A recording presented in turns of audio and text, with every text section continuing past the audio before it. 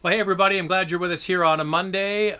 Perfect timing for today's live show because when this hour is done, then the Habs take the ice in Vegas for game one of conference final. So that's pretty exciting. You might have noticed a little something behind me here. I said to Jack, Do you have that little hockey sweater from when you were a kid? And he goes, yeah. So we're all about the only Canadian team. I don't say I'm a Habs fan or I'm a Lease fan or a Canucks fan. I'm a Team Canada fan. So they are our Canadian team. So it's good to see that we have at least a Canadian team in the Final Four, which is fantastic news. Now, if it was a regular season and we would do all the different playoffs, we might not have a team in the Final Four. But because of the way it went this year, it's all good. Okay, so. First of all, Car Cost Canada, please sign up using the promo code MOTORMOUTH. Type in MOTORMOUTH. Somebody actually sent Andrea a DM this morning asking how it works. And then, I think you get 5 or 6 free searches. So, and they don't expire. You can go back and use them a month or two from now. It's a great service. We've had many people chime in here and say that they've used Car Cost Canada and it saved them money. So the analogy I always use, it's like when you have a good accountant will save you money on a tax season, right? You pay your accountant a bit of money, he gets you more back. That's the analogy I always use. All right, now let's get into some pictures. We only got 3 pictures today. What's up with that? Let's go first up. This is Chris from London, Ontario. He's got his brand new facelifted Genesis G70.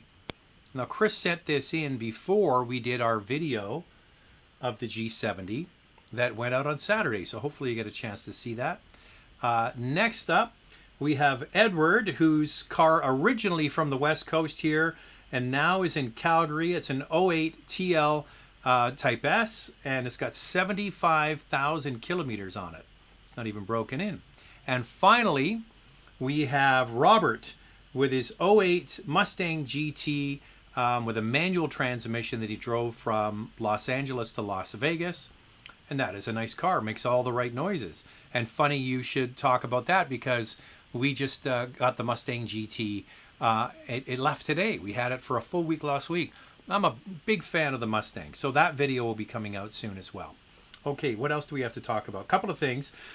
Oh yeah, if you want to get a picture in, send it to me. It's zack@motormouth.ca, ZACK @motormouth.ca,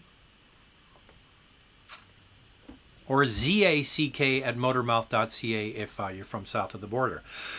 Excuse me. All right, a couple of things. I was looking at the automotive news just before we went on the air here.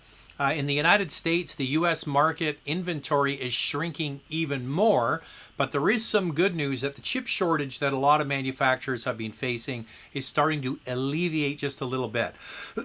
The problem is the economy is rebounding very, very quickly as people are going back to work and shopping for cars. So car sales are exploding. We had this slowdown because of the chip shortage, so there's very small inventory. And there was a new study that just came out that now riddle me this. What do you think this is an American study. What do you think the average age of a vehicle on the road in the United States is? Any guesses? Is it 5 years old? Is it 20 years old? Any guesses? The average age of a vehicle on the road in the United States is 12.1 years old, which is the oldest that they've ever had. It's a new record. And they're saying that a lot of the cars now are going to be going 200,000 and 300,000 miles, which shows you about the durability and the dependability of a lot of new vehicles. So that is good news. All right, let's get into. It's good news because if you buy a car and you want to keep it long term, it should go the distance. Excuse me. Carter is here. What is your top automotive pet peeve? Mine is out of balance wheels. The slightest steering wheel shake drives me crazy. Well, my pet peeve is more about perception, I think, of people and brands. We see this all the time. We'll put out a video on a certain brand, and people will type in right away, "Oh, it's a piece of crap. It's a piece of junk. What a terrible car." And I always say to Andrea, I guarantee you that person hasn't, first of all, driven the car we're talking about, and probably hasn't driven a vehicle from that brand in maybe decades. And I think one of the brands that really get this the most are their domestic car makers, Ford, Chrysler, and General Motors, or Stellantis. People crap all over these brands, and they're making some excellent products. A lot of the products that we've had a chance to drive, especially from General Motors, are really quite good. But a lot of people, my pet peeve is that they just have this brand perception in their mind, and they won't give them a try. So that's one of my pet peeves. Hey, Zach, what's your favorite premium performance sedan currently on the market, brand new, and why? Let's just go out of focus. Drives me nuts. Maybe I look better out of focus. I wouldn't say it is a sedan. I would say it is a station wagon. It would be the Audi RS6 Avant. It just came out within the last year. And if I had the money, I would buy one of those and I would keep that as long as I could. But that to me is just a hot looking car. And I just love the fact it's a station wagon. It's very cool. Uh-oh.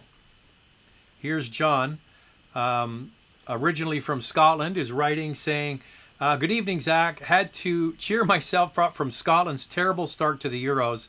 Took out an 11 V8 S5 Standard, an Audi. Put a smile back on my face. Big game Friday against England. Yeah, because of the time change, the Scotland Czech game was on at 6 a.m. our time here in Vancouver. So I got up and grabbed my coffee and I watched the last, say, 30 minutes of the game. It wasn't pretty. Scotland wasn't playing particularly well. They had some moments where they looked good, but yeah, it's going to be tough against England on Friday. Hey, Zach, good evening. I enjoy your show. Wow, do rear-facing car seats take up space in my Volvo wagon? I might have to look at a new 2022 Pathfinder. Looks like a great family hauler. Thoughts? Well, yeah, I mean, on paper, a much improved vehicle. They've switched from a CVT to a 9-speed automatic, so that is a good thing. And Ford, not Ford, see, there you go. I was talking about Ford a moment ago. Nissan seems to be fighting back with good products lately. So I've been impressed with the new Rogue. I've been impressed with the new Sentra. Those are two specific ones that we've drove recently that I thought were really quite good. So I can't wait to get my hands on the Pathfinder. So as soon, Marcel, as we get it and we get a chance to drive it, we'll let you know. Maurice is here from Berlin. How cool is that? I've been to Germany so many times for car events, always seem to go to Frankfurt and Munich. I had a chance to go. There was a Beetle launch in Berlin, and I couldn't make it to that one, and I really wanted to go, which is too bad because such a historic city. I'd love to see it. So, yeah, greetings, and let's see how far away we can get. I'm here in Vancouver. You're in Berlin. We've had people on here from Australia, from South Africa. Let's see how far we can get. David is here. Hey, Zach, I made it on time. Just wanted to say that you and Andrew are putting out some very high quality content. Keep up the great work. Well, we appreciate that. You know what? Kind words go a long way. They really do. If you're a jerk, we just ignore you. But if you're kind, that's very nice. Barrick is here. If you were in the market for a small pickup between new Hyundai Santa Cruz and Ford Maverick, which is your choice and why? Well, listen, same thing as talking about the Pathfinder. All of this is going to be coming down to seat time. We're going to have to get a chance to drive it and see. I do think that the Maverick hybrid is going to bring in some people to pickup truck ownership who maybe never thought about it. And I got quite a few comments on the Maverick video that I did from people who said, you know, I'm not a pickup truck buyer, and I've never thought of a pickup truck, but look at what you get. You get a little bed, it's 4 feet long. You get room for 5, it looks quite roomy in the cabin. Comes with nicely equipped with a large 8-inch screen, Android and Apple, all the kind of stuff that you need in a modern vehicle. But it gets better fuel economy than a Honda Civic. And it's a little pickup truck. Now, granted, that's front-wheel drive, that's hybrid, that's with a CVT. But you know what? The proof is going to be in how it drives. So let's just wait a little bit longer. Wrangler PHEV video, Zach, all the best. Yes, that is going to be coming out on Saturday. That is coming out on Saturday. Oh, by the way, so tomorrow is the Hyundai Palisade and the Kia Telluride. And then on Wednesday is the BMW X5 45e, the plug-in hybrid. And then the Wrangler plug-in hybrid. And then I believe, what have I got for unique or fun car on Friday? Trying to remember. I spoke to Core at Core Cars today. Anyways, it slips my mind. Oh, it's a 911 997 Cabriolet. And we're going to do a little sort of, yeah, that's right. Going to do a little update on the Porsche market and how it's doing out there right now.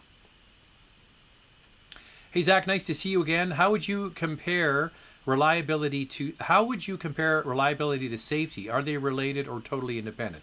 No, they are independent. I mean, you could make a claim that, you know, a car that breaks down is not safe in the middle of the highway with a truck coming behind you, but it doesn't really happen. Cars don't really break down like that anymore.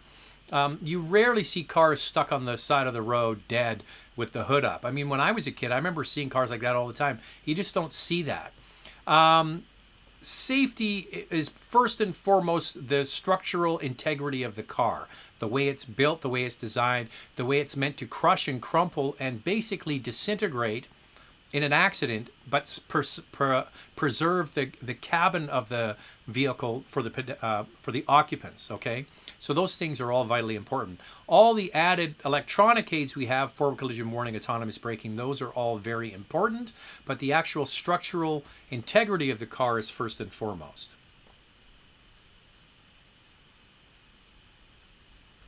When do you get the TLX Type S? I don't know. Listen, we're just trying to get a Civic. So apparently the Civic is coming in a week or so, and I've been emailing the PR rep here locally about getting it. So let's just get that one out of the way first. Does this keep going out of focus? It's just driving me nuts. And then the next question is, when do you get the Civic? Probably within the next week or so. Do you expect any new changes for the Mazda CX-5 lineup this or next year? They have upgraded the head units. If you watch the video we did recently, we complained that they have the slow, older, smaller head unit. And they did a mid-year update, I think, starting this month. So they've gone from the small screen up to, I think it's the 10-inch screen on the CX-5. That's the only update I know about. I did a search on Trader for a 2021 Ridgeline nationally. 13 came up. What's with that? Well, you've got to remember that not all dealers post new inventory on Trader. So there might be some new inventory that's just not listed there. If you're looking for a used 2021, yeah, well, these are brand new vehicles. So I'm not sure if that reflects just how few there are or just how few have been posted. Do you prefer the sound of a V12 Ferrari or an Aston Martin? Greetings from Lima, Peru. I like the sound of either of them. Ferrari for me just has more panache, more, I just in my opinion, carries more weight. When you're driving a Ferrari, an Aston Martin is a fantastic product, but it's not a Ferrari. Do you think having two EVs is a good idea, or having one EV and a gas would be a better idea? Open to hear your thoughts. Well, Stephen, listen, you could have your cake and eat it too by having a gas and an EV. Maybe the majority of your driving in city would be in the EV. And if you ever needed to go on a longer trip and you didn't want to have to worry about charging infrastructure or stopping every 3 hours or what have you, then that might be the way to go. Get a small sort of city runabout, plug it in, drive it during the day, and use no gasoline, and keep like the family minivan or what have you for doing those longer trips. It really is up to you. You could actually double down. Instead of getting two EVs, you might want to do like an EV and then a hybrid. So even on the longer trips, you're going to be getting better fuel economy than you would if you just had a straight gasoline car. I think a lot of people that have an EV do have a second vehicle that is a non-EV. I think that is quite a trend. Will the new 2022 Audi A3 be based on the actual Q3? If so, do you think it could run on regular gas? Okay, so the A3 and the Q3 are both based on the Volkswagen MQB platform. Okay, so the Golf and the Tiguan are based on that platform, and then they rebadge them. The Golf gets rebadged as an Audi A3, and the Tiguan gets rebadged as a Q3. They're not exactly the same, but there is a strong case that it could run on regular gasoline. Yes, I think if you look at what they did with the Q3 using the GTI engine, in the Q3 basically can run on regular gas, there's a good chance that could happen. We'll have to wait until we get the actual stats on it. But yeah, I'm following your logic. Thoughts on the new NX? When is it coming? I think that if you watch the little video I did on the new NX, it just came out, the video came out on Friday night. I said, well done, Lexus, and I applauded them for the effort that has gone into making this vehicle. So the new Lexus NX is going to be sold as a base 250. That is basically the RAV4 with the Lexified, and it's got the same engine, the 2.5-liter 4-cylinder. Then you go up to the hybrid, which is the same system as the RAV4 hybrid, but made into the NX. The difference is the electric motor is bigger in the NX hybrid than it is in the Lexus. The electric motor is bigger in the NX than it is in the RAV4 hybrid, so you get a little bit more power. Then you get the NX Turbo, the 300, I believe it is, or the 350, and then you get a new 2.4-liter 4-cylinder turbo, and then you get the 450 Plus, which is basically the RAV4 Prime, a plug-in. So I applaud them for all of that. I think it's fantastic. And by the way, at launch, all four are going to be available. So we had a live chat with Japan last week. It was, I think, Wednesday or Thursday. We did a Zoom call with the chief engineer, head of design, and head of the planning for the Lexus NX. They were all in Japan, and I did it here and got to ask some questions. And I asked that very question. Will these vehicles all be available at launch? So the answer was yes. There could be a slight delay getting the plug-in version because it comes from Japan, where the others are made here in Canada. So they said within a few weeks of each other, they'll all be available. So I applaud them for all of that. The design is exactly what I thought it would be from Lexus. No big risks. I don't love the interior. I think the interior looks like a bit of a hot mess, in my opinion. But we'll have to wait and see and get a chance to drive it. They're going to be here before the end. Sorry, they're not going to be here before the end of the year. They go into production in the fourth quarter, okay? So that is basically October, November, December. They're going to start ramping up production. My guess is they might be for sale right around Christmas, if not in the new year. So it's exciting. Listen, a Lexus NX might not be exciting to you or me as car enthusiasts, but for people who want to buy something and live with it for a long period of time and have really no worries about ownership and getting good money back when they go to sell it, that's what makes these vehicles very, very popular. Gary, what are your thoughts on the Cayman GTS 4.0 and how would you spec it with the thought of keeping the options reasonable? I have done this a few times, Gary. I can't remember off the top of my head. I personally like the leather. I like the leather interior. The Alcantara is nice, but I just think that I would get it with a leather interior. Just if you're going to keep it for a while, it's just going to hold up looking better. I can't remember what the different option packages are. Wheel sizes are important. Oh, one thing I would always recommend if you're buying a Porsche is the dynamic lighting system. Spend the money on that. That is something that is definitely worth the money. So you don't have to go crazy on the options of that car. It's fairly nicely equipped. Yeah, I'm trying to remember what's exactly on it, but yeah, I mean, wonderful car. If I was in the market for a Porsche, that's the one I would pick. Hey, Zach, would the maintenance cost of a CVT over its life differ from traditional automatic transmissions or similar? Yes, they can differ. There could be more maintenance required. I don't know all the specifics about the different kinds of CVTs and what the maintenance intervals are. That's where a web forum, if you're thinking of a particular car, like say it's a Subaru that has a CVT, or it's a Nissan product with a CVT, or there's lots of different companies use them. Type in like Subaru Crosstrek CVT and see what pops up, a web forum I should say, and then dive in there and ask the people that are really dialed into it to find out what the differences are.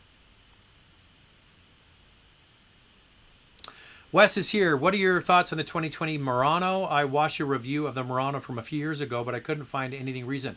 Yeah, Wes, the reason why I haven't done a new one for a while is because, I mean, this car is really at the end of its run. There should be something forthcoming, a new one, and it's an interesting product because it's not that expensive. It offers quite a bit of space, especially for rear seat passengers. It's a 5-passenger in a mid-sized space where there aren't very many of them. It comes standard with a V6 engine, where most, as you know, a lot of these vehicles come with turbo 4 cylinders. So it's kind of unique that way. I think where it kind of falls down is to the previous question, and that is the continuously variable transmission. There have been known problems with it, so just go and do the same research I just asked the last person to do. Go onto a web forum, type in Nissan Murano, a web forum, and find out what people's issues are, especially with the newer versions. These could be the older ones that have more issues than the newer ones, but you'll see that when you have a look. What are your thoughts on the Ferrari 812 Competizione? I don't really follow much of that. I even said that in the review I did of the Ferrari last week. I don't really follow the market in Ferrari too much. Here I'm talking about, regular everyday cars. I do it kind of fun once in a while, but that's really not what I follow. But hey, a new Ferrari is a new Ferrari. Can you talk a little bit about finance and leasing? If I remember correctly, you think lease is better. Well, there are benefits to leasing and there are benefits to owning. Let me just run through a few of the benefits of leasing. Most people finance their car, meaning they don't go in and write a check and drive the car away. Very, very few people do that. So if you're financing the vehicle and you're paying it over 5 or 6 years, that's regular financing, you're taking the cost of the car and the tax and you're adding it into the payment. So your payment now, we'll pick round numbers, has gone from $20,000 to say $22,000 if it's a 10% tax. Okay, so you're paying interest on that $2,000. When you lease a vehicle, you're only paying the tax on the month that you pay. So say it's a $200 payment, you're paying $220. Your $20 of tax is paid monthly. So it's not added in to the original cost where it does with financing. There is a benefit to leasing that if the car was in an accident, say you bought a $50,000 car and within the first 2 or 3 months you were hit, okay? And there was a $20,000 repair needed to fix the car. Well, because the car is brand new, basically, they're going to spend the $20,000 to fix it. They're not going to write it off because it's just barely broken in. So now you've got a $20,000 repair done on that car. Now, if I was buying a used car and I found out it had had a major accident, I wouldn't buy it. And if I did buy it, it'd have to be greatly reduced, the price that is.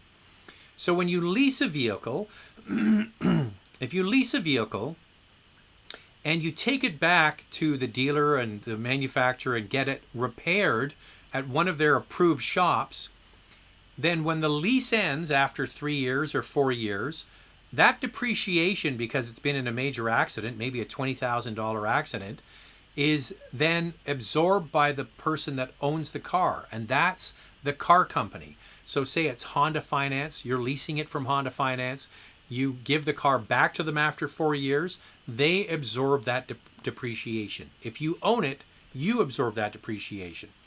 The other thing is I call leases the long-term test drive. You get a vehicle for 3 or 4 years and you lease it, and you really like it, you love it, you've had no issues with it, you've only had to go back for regular kind of maintenance, and you think to yourself, maybe I'll just keep it. Well, at the end of the lease, you can just buy it out and keep it. So it's deferring the payment of the car until later, and you're not paying any interest on that deferred money. So there's a few benefits for that. On the other side, if you have enough money to pay as much as you can on a vehicle and then pay it quickly off, the remainder of it over a few years, well, then you're paying less interest. Just something to think about.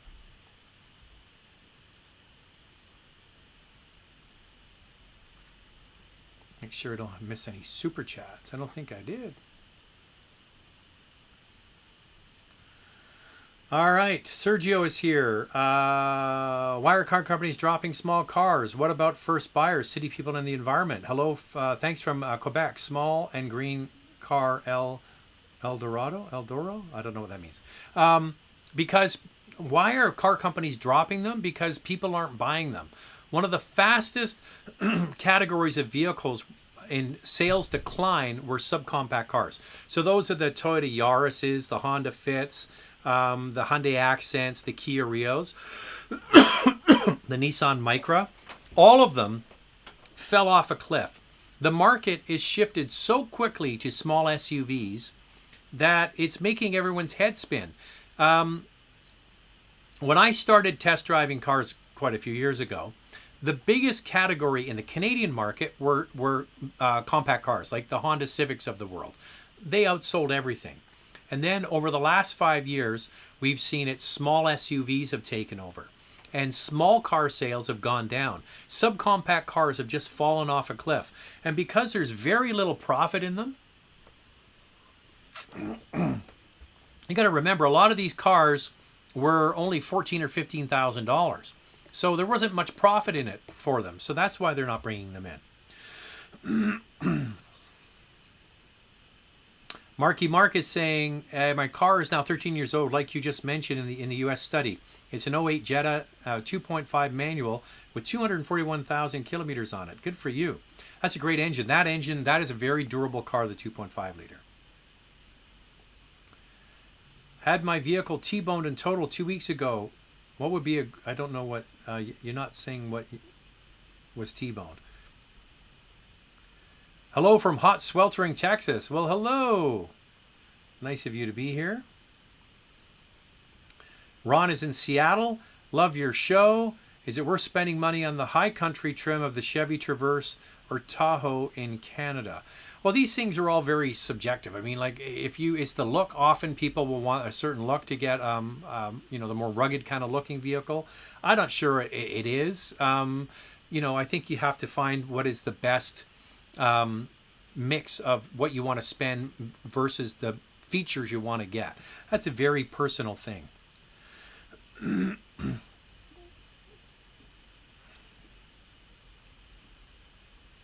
Do you think you'll get to review the Bronco? Go Knights Go. Yes, we will get the Bronco when we can.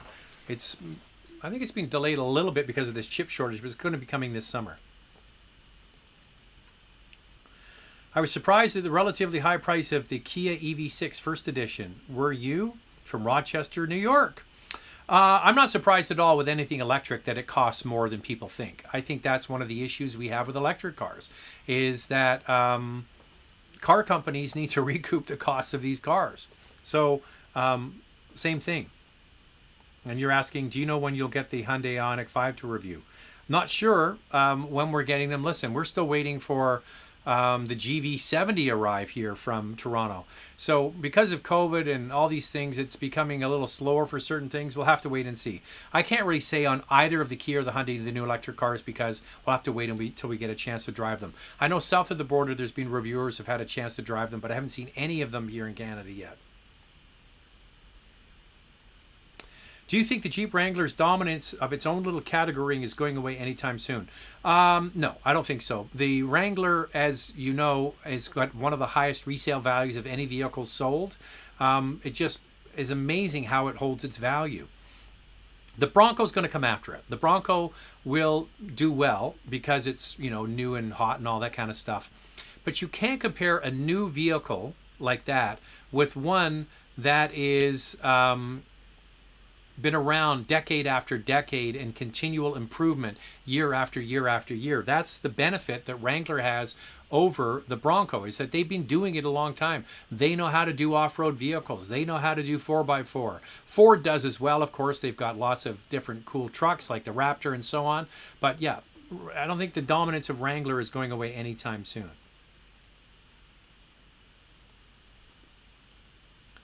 We like what you brings along across Canada from Saint Hubert. Thank you for being here. Appreciate it. Saint Hubert is that the home of the famous chicken? I wonder it is. Eric is saying the Habs jersey on the wall is making me cry. Listen, I'm not taking a stance that I'm a Habs fan. If the Leafs were in the conference final, there'd be a Leafs t-shirt up there.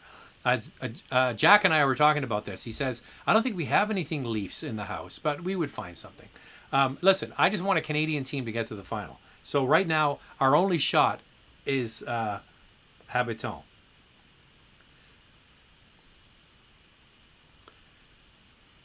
Hey, Zach, thanks for everything you do, mate. Well, I appreciate that. That's very nice of you.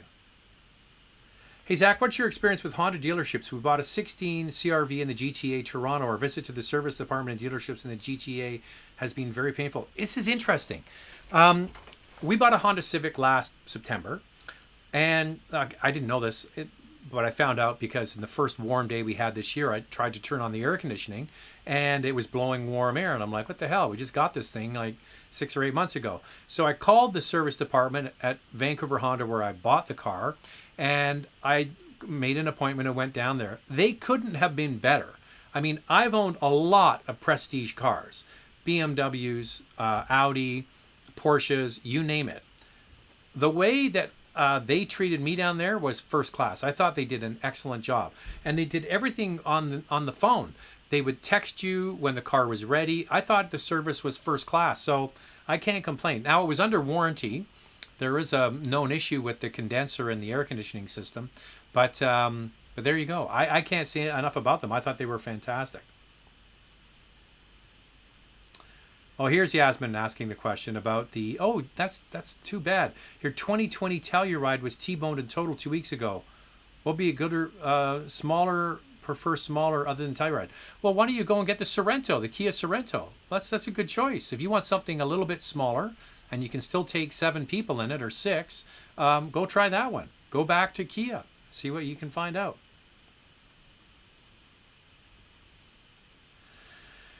Do you think the rumor is true that Kia and Hyundai broke off, lured a lot of German Italian designers, and that explains how good looking their products are now? Telluride. No, it's not a rumor. They did. They have poached a lot of top people from German brands. Peter Schreier was the first guy who came from Audi and Volkswagen. Then the next designer that did the GV80 was from Bentley. The head of Biermann used to be the head of BMW M division, is with Kia and Hyundai. So it's not a rumor. It's absolutely true that they have gone after the top people in the industry for design and for engineering. So yeah, it's not just it's not a mirage. This is all true, that they have really decided to up their game. And I think that, mission accomplished. They have done an amazing job with design, amazing job with a lot of their features in their cars, and a lot of content. Okay? I think we've got a super chat down here. What's the best 3-row SUV with reliability, fuel economy, comfort, and cargo space? This video drops tomorrow at noon Pacific, 3 Eastern. It's the battle between the Palisade and the Telluride. And it's between those two. I don't think there is a better vehicle in the marketplace if you want a 3-row SUV for space, for features, for comfort, drive, all of that. These two, the Korean cousins we call them, are absolutely fantastic. Eric from Montreal, Habs game is coming on soon. Where's Yale? I saw Yale there a second ago. A second, I clicked right by it. There's Yale. Go Habs, go. VW Eurovan still available. No, I sold the Eurovan. The Eurovan's long gone. The new Cayenne GTS that I got is in getting serviced, and I was talking to my buddy John Broek, and and Yale and John go way back. I didn't know that. Would make sense because he's got a few porkers himself.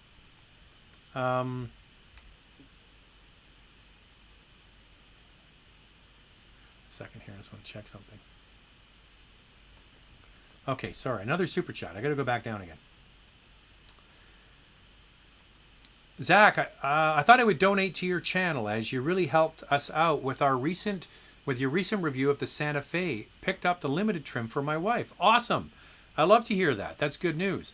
And by the way, as we're going on tips on buying cars, please sign up if you're in the Canadian market to Car Cost Canada. Go in there and just type in Motormouth to the promo code. You become an expert member automatically, and you get a bunch of free searches right out of the gate. And as I mentioned it earlier, if you're just joining us now, I talked about how you basically, it's like having a good accountant. A good accountant, you spend the money and then you get extra money back on your taxes in the end of the year. And that's what Car Cost Canada is like. It's like having somebody audit the books for you and then give you the best possible deal. You get the dealer's cost and so on. Okay, let me find out where I was again. All right.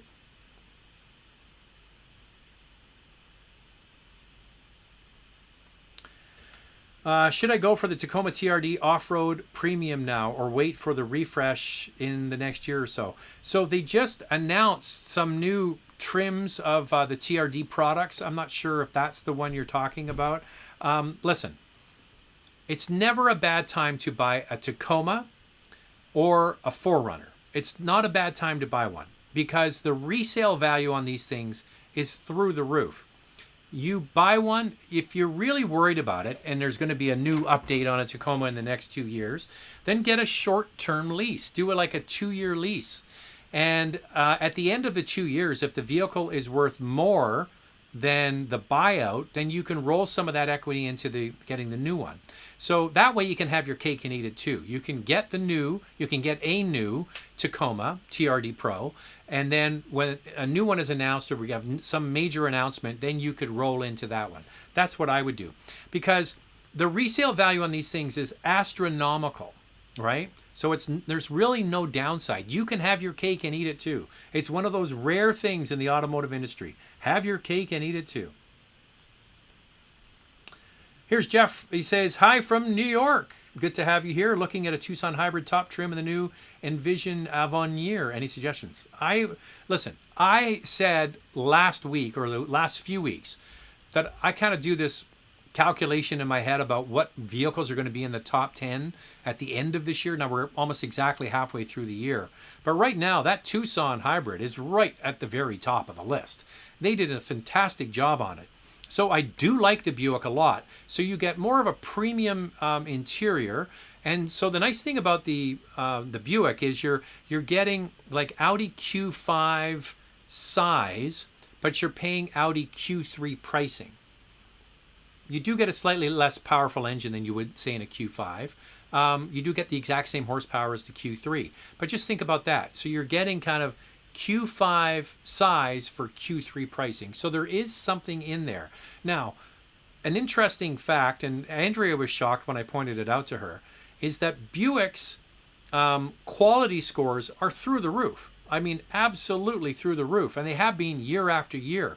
The only issue I would have with Buick is the resale value.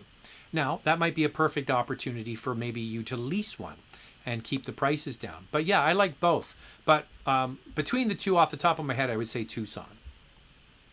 Just because it impressed us so much.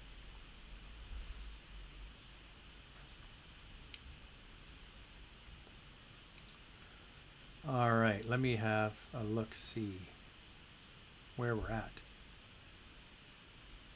Oh, every time I move, another super chat comes in. I like this. I like the super chats. Zach, I have a 17 VW GTI Sport. Wife won't drive it. Suggestions for a replacement? I'm thinking of an Envision or an XT4. Wow, it's interesting that we've had 2 Envision questions come up. I think a lot of people's eyes have been open to that vehicle and the fact that it is, you know, as I just mentioned, offers a lot of value, great style. But, you know, these are 2 excellent products. The Cadillac, I think from what I remember, they're based on the same platform. I like both of them. Listen, I think that the XT4 is a wonderful product. In fact, we're getting one in a few weeks. If you're not in a rush, you might want to wait for our review. Or it's going to be in the beginning of July, we get the XT4 back. I've had a chance to drive it, but Andrea hasn't. So, yeah, they're basically similar in their execution, similar size, and so on. I think that they're both nice products, and it's surprising to hear from someone like me to say that I like General Motors products, but I have been pleasantly surprised by the products they've been putting out over the last few years. Cadillac especially. This Buick surprised me. The only negative that I can give you about the Buick is it's made in China. Now, I don't have a personal issue with that, but some people do. Some people get all bent out of shape that it's made in China. So just think about that and run it by your wife and see what she thinks. Okay, now I get to go back. Unless someone gives another super chat. Hey, I'm not opposed to that.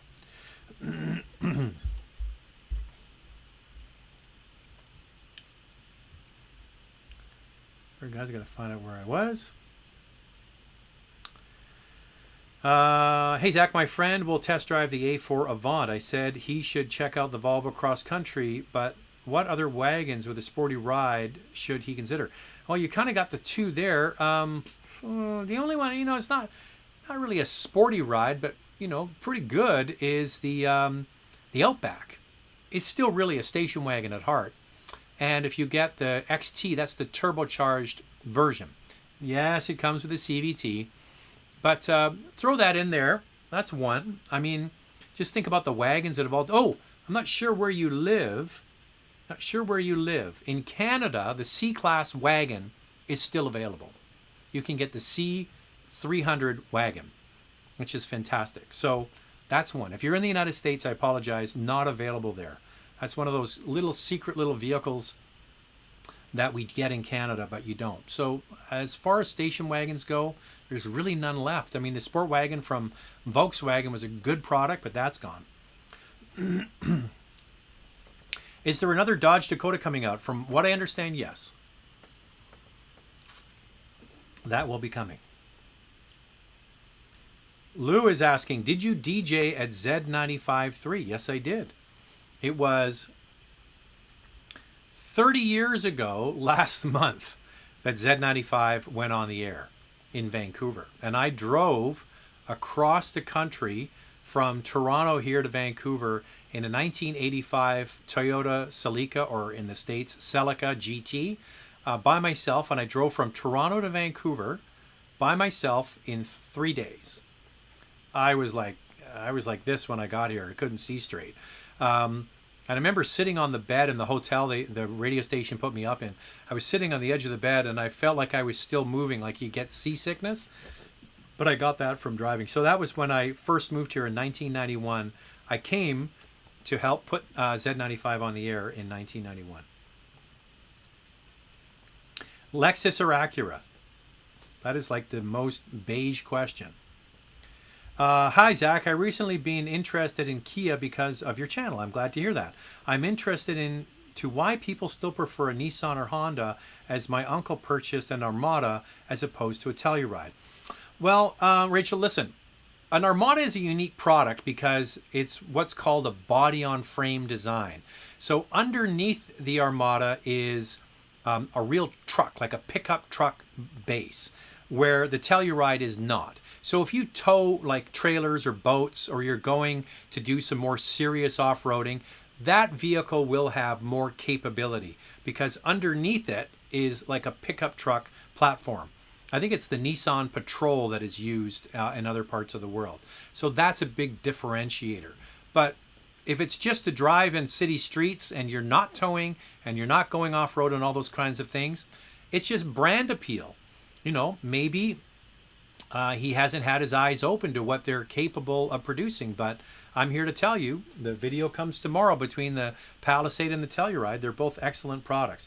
And the Armada has a major detriment to it. The 5.7 liter V8 engine sucks gas. It's terrible on gas. Is a PHEV better for a weekend-only driver on the highway than a regular hybrid? Is a PHEV... Well, listen, if you're only driving it on the weekend, why would you spend all of that money, extra money, to get a PHEV? Average down your costs. Andrew and I were talking about this today because she wants to do the benefits of a PHEV on Instagram later in the week. And I said, for most people, just spending a little bit more and getting a hybrid. We'll use the RAV4 as a perfect example because they have all three. So the RAV4 is already a fairly fuel-efficient four-cylinder. You get the hybrid, it's not that much more. I'm trying to remember what the dollar figure is. We'll say $1,500 more to get the hybrid. Well, you start saving money instantly as soon as you buy it. You never have to plug it in, and you just drive it like you do your regular gas RAV4. If you want to go up to the plug-in hybrid called the Prime, it's a lot more money and hard to get. So If you're only driving it Saturday and Sunday, get the hybrid. The PHEV, you're going to spend a whole lot of money to buy a car you're only driving 2 days a week. Ivan is here from Quebec. What's your thought on the Volkswagen Golf station wagon 4Motion all-road? Listen, I think it's a great product. It comes with the 2-liter, sorry, not the 2-liter, 1.8, the higher horsepower engine than the regular sport wagon. You get the dual clutch transmission. A great all-wheel drive system is even available with a manual transmission. And I think that these cars, if you can find one that's in good shape and you look after it over the next few years, there's always going to be a demand for a station wagon, because there's enough car nerds out there that love station wagons, and there's not going to be a lot for sale in the used market. You're probably seeing that when you start looking them up. So it's one of those vehicles, if you buy it and you look after it and you keep it, when you go to sell it, there's going to be some other car nerd out there that wants a wagon. And I know this because years ago we had a BMW 5 Series station wagon, and I put it up for sale on Auto Trader. And it was the only 5 Series station wagon for sale in all of Canada. This guy phones me up and he said, oh, why don't you sell it to me for like $5,000 less? I can get a Passat wagon for $5,000 less. I said, go get a Passat wagon. I said, there's one BMW station wagon for sale in all of Canada, and I've got it. If you want it, this is the price. Come on, man, sell it to me. And I was like, no, why would I sell it to you? There's somebody out there who's going to, sure enough, someone came and paid me top dollar for it because they knew it was the only one for sale. Now, that's probably not going to be the same with a Volkswagen station wagon, but the same kind of premise is there. There's not going to be a lot of them for sale used, especially if you can find a manual. How much do you think the NX 300 will cost? I have no idea. I would look at the current prices of the NX. They're not going to be much different. I would suspect it's going to be incremental change in the price, not much. Hey, Zach, I'm just curious to know, can EVs like Tesla take the rough winters like Ottawa, Quebec City, or Montreal? You know what I would do, Rudy? I'm not the guy to ask because I live in Vancouver. We don't get harsh winters here. We barely have any salt and so on. There's going to be bloggers who use their Teslas, especially in the province of Quebec, because they've had such good sales in the province of Quebec because they're paying people to buy electric cars, huge rebates on them. So that's what I would look up. I'm not really the guy to answer that for you. You need to get the answer from people who live in Ontario, in Quebec, in New York State, in Minnesota, places like that. Enjoyed your Kia Carnival review, considering buying one to replace our Odyssey. How are Kias in regards to reliability? Listen, it's as far as I'm concerned, the Kia and Hyundai products are just as good, if not better than most brands out there. Doesn't mean that there aren't issues. Of course, Kia and Hyundai have had issues with some of their older models with engines. They've even had some fire hazards. But overall, if you look at the quality scores for Kia and Hyundai, they score near the very top. That's all I can tell you. It's a brand new product. It just came out. So I'm a little bit handcuffed when it comes to what's it going to be like in 3 or 4 years. We just don't know that. If your number one concern is reliability, just go get a Toyota or Honda van. If you're willing to take a chance on a Kia, then I think you'd be surprised by how good it is. Is it worth it to upgrade from a 19 Lexus 300 to a 2021? Is 350 given the upgrade ride quality of the newer model? So that's where you're going to notice this. The only real difference I felt when it came to the new Lexus IS is that the suspension and the calibration of that is better, okay? Is it worth upgrading from a 2-year-old car? I don't really know what, the dollars and cents of it, what you've got into it, what you need to get out of it, if you leased it, all those sorts of things. Modest changes to the design, both inside and out. The biggest change is the way that it drives. I think they did a very good job. Listen, you have a 19, go to the dealer and drive a 21. If you think it's that much better, then that's your answer. You would be a better person to answer that than me, because the last time I drove a Lexus IS before the current one was probably a few years ago. You drive one every single day. So drive your 19 to the Lexus store and get into the new 2021 and drive it. And you'll probably have a better answer than me. I didn't mean to pass the buck, but honestly, you have to decide, because other than that, there's not much difference.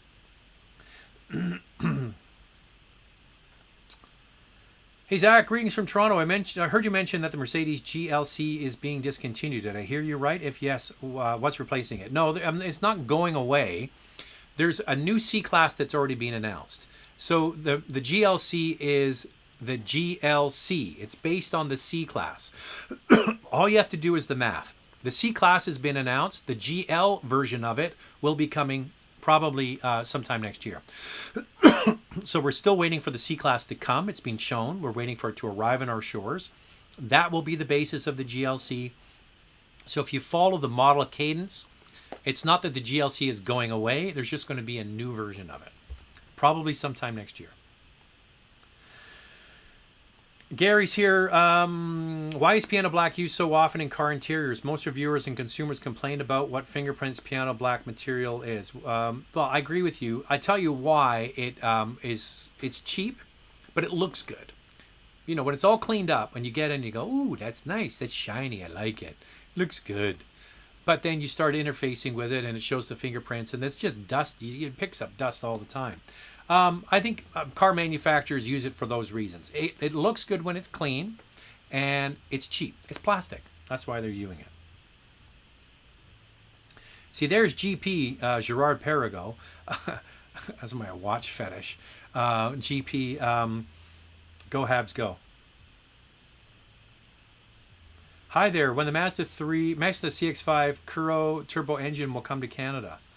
It's out now, from what I understand. I believe it is. I'm not sure why you think it's not. K5 GT line with all-wheel drive or GT with front-wheel drive. It's such a big difference in power. You know, that GT with the 2.5 liter turbo is so much more powerful.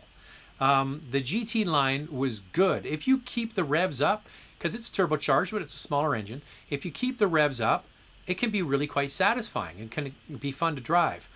The flip side is the GT has so much torque and power going to just the front wheels, it can be frustrating that you've got this wheel spin and you just wish, why didn't they give me all-wheel drive?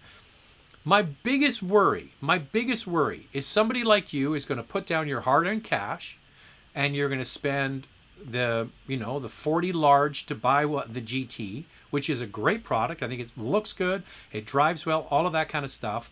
And then in 18 months they go, oh, here's the all-wheel drive version. That would piss me off if that happened. I would be really ticked. So if you're not in a rush, you might want to wait and see what happens, or just get the all-wheel drive version. And if they do come out with the more powerful all-wheel drive version, you could flip into it. That's something to think about. Sean Curry, thoughts on Infiniti as a brand and their future? Interestingly, in the computer are all the images for the new QX60. So Infiniti sent them to me last week. The embargo date is, I believe it's the 23rd. I'm just looking on my computer here. The 23rd is next Wednesday. So next Wednesday, it will be released. I've seen it. It's in the computer. So I can't say anything more about it. I'm not allowed to. So the QX60 is the key to Infiniti and a revival. It's their best-selling vehicle. It's a 3-passenger utility based on the Pathfinder. It always has been. So that is vital to getting people jazzed. And also, what is it going to cost? So the content you get and the price they charge. Now, I have all that information. I'm just not allowed to share it with you. So mark it in your calendar. A week, Wednesday, the 23rd, the embargo lifts, and there will be a video on the new QX60. So stay tuned, as they say in our business.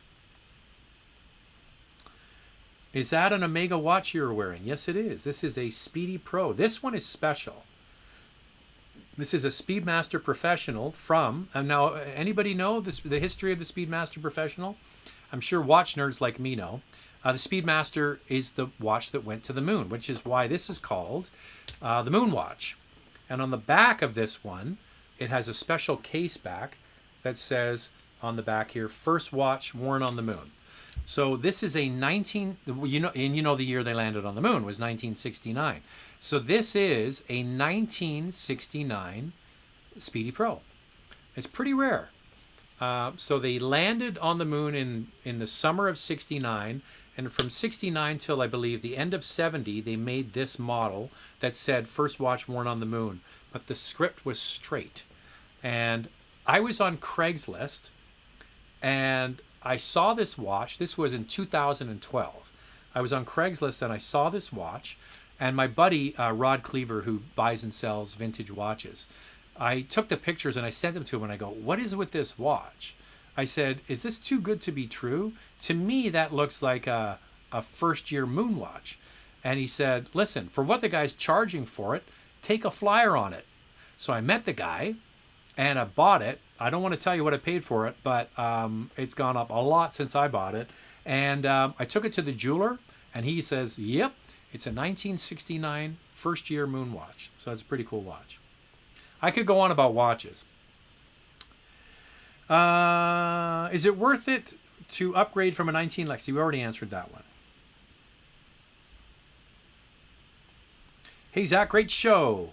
Which subcompact SUV under 30 grand gives me the best value for the money as a secondary car? Subcompact under 30,000. I would say that the Kona. I'm a big fan of the Kona.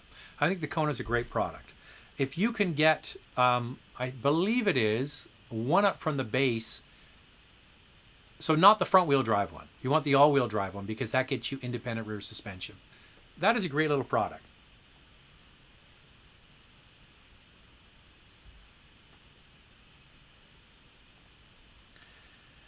Hey, Zach, great content. I have to say the boss wife is doing an amazing job. I would agree. Andrea does an amazing job. She certainly puts a lot of work in. Like, you have no idea how much research Andrea puts in to all of these cars. Hours and hours and hours and hours.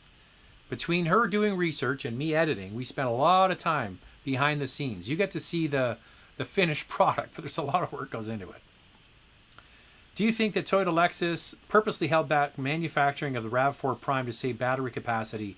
Well, it's interesting because I'm not sure if you tuned in. I mentioned a little while ago that they had a town hall Zoom meeting with the chief engineer, the designer, and the product planner or the head person for the NX in Japan. This was last Wednesday, I believe it was. And I asked that specific question. I said, there's been a lot of delays with the RAV4 Prime. People have waiting up to 2 years to get one. You're producing this new NX plug-in in the same facility in Japan. What are you doing to increase capacity? And his answer basically fell back on suppliers.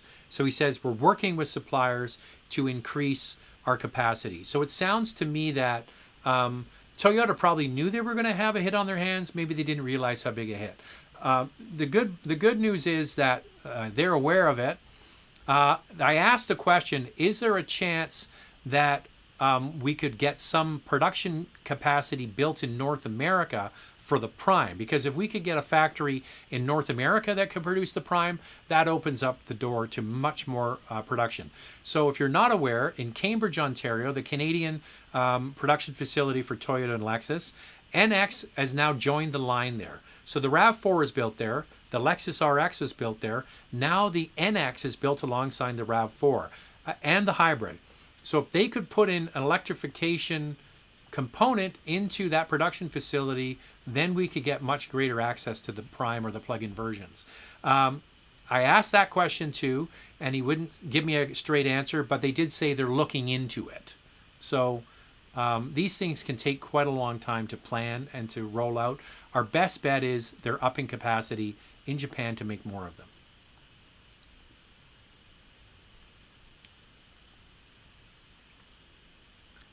Do you know what I smell? Roast chicken. That smells good.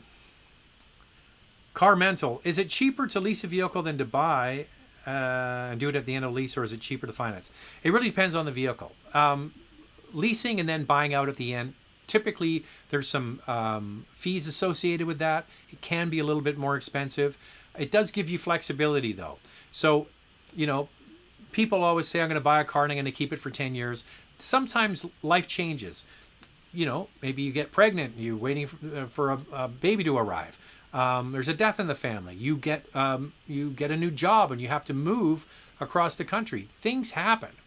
So being locked into a car long term limits you. And that's one nice thing about a lease is you can get out of a lease and basically let somebody take it over. You can also trade a car and get out of a finance deal. But sometimes if you get one of those long finance deals, you're called what's upside down in the industry, meaning you owe more than the car is worth. And that's one of the nice things about a lease is it's a defined amount and it's a defined fee every month to take that car over. So that's one thing to think about.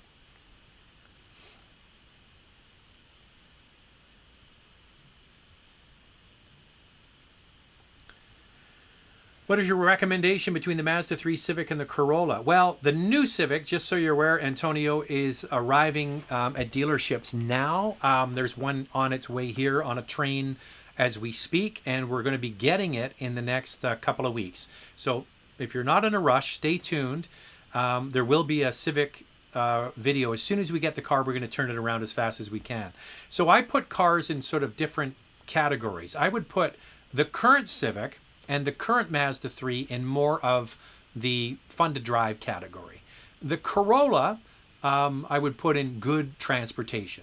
So it depends on what you're looking at. If you're looking at sort of fun to drive, the Golf was in the fun to drive category, but we don't get the Golf anymore. And then good basic transportation. So my best advice to you is do not run and drive and buy a vehicle right away. Because once we get our hands on the new Civic, two things can happen. You can either wait and get the new one because it's just fantastic and you got to have it, or you're going to get a screaming deal on a current one, right? So you're going to be motivated by the newest and the latest, or you're going to be motivated by getting a great deal. So stay tuned, as they say.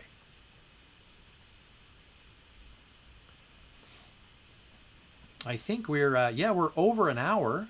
I just wanted to say thanks to everybody with the super chats, especially. It's always nice of you to do that. I appreciate that. It doesn't go unnoticed. I'm just trying to go through here, make sure I didn't miss anything specifically on the super chat front. That is, because if someone spends the money, I want to make sure they get their shout out before I go. Yeah, I think we got all the super chats in there. Don't forget to sign up to Car Cost Canada. Use the promo code MotorMouth. Become an expert member. Tomorrow, the Palisade and Telluride comparison drops. On Wednesday is the BMW X5 plug-in, the 45E.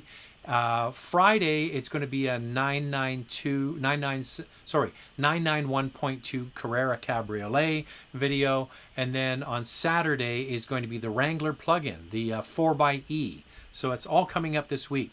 There you go. We're all done for tonight. I'm going to go and eat some roast chicken and cheer on Club de Hockey, the Montreal Canadiens. Enjoy and go Habs go. We'll see you next week. Bye now.